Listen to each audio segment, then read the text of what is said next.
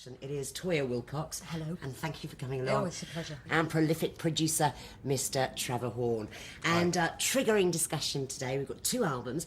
In the next part of the programme, we'll be discussing Nevermind the Bollocks. But first up, it's your album. And it's the Changeling. From 1982. From 1982, which you've just been touring.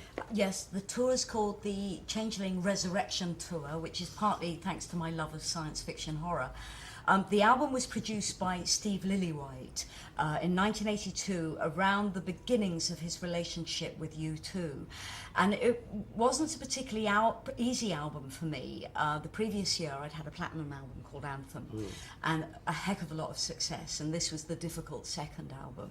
And I remember it as being a really tricky period, but coming back to it 30 years later and listening to it, I really appreciate what Steve Lillywhite did and achieved with what was really a very difficult diva-ish singer at the time, because I was just like doing about 14 interviews a day, photo sessions, getting to the studio, writing. Well, you were everywhere. It was everywhere. Omnipresent. You were winning polls. You were on every pop show going. Everybody knew who Toyah Wilcox was. So hardly surprising you get a bit diva-ish. And it was a difficult crossover period from, because I kind of started with Adam Ant in the mid to late 70s. Working as a punk rocker, making Jubilee the film. And I was slowly moving through this new wave, new romantic phase and still trying to keep my roots.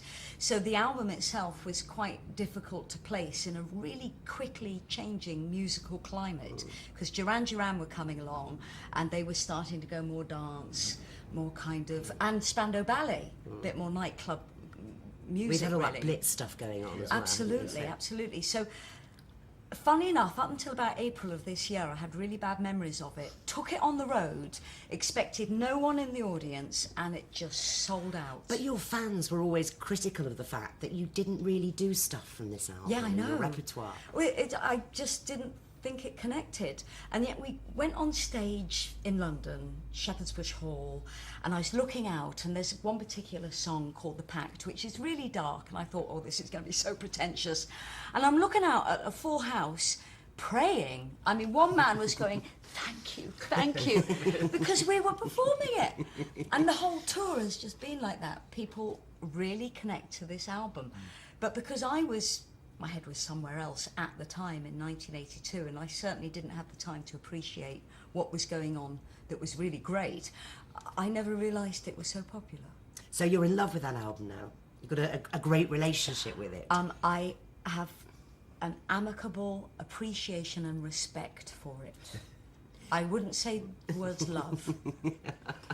Do you remember listening to the Changeling? I do, yes. And I was thinking about what you were saying. You'd had all those huge hits off the album before, hadn't you? So, yeah.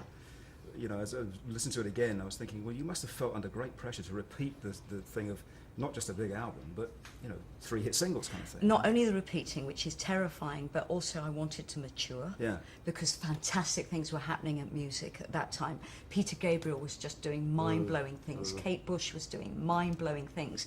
And I wanted to evolve, desperately wanted to evolve. It's a really hard thing to follow when you've had a teeny success, when your audience suddenly becomes very young. But the single off the Changeling, Brave New World, I actually, think in retrospect, it's a really good song. So I'm proud of it today. Good, and I think we should listen to it now, don't you? Brave New World, Toyah.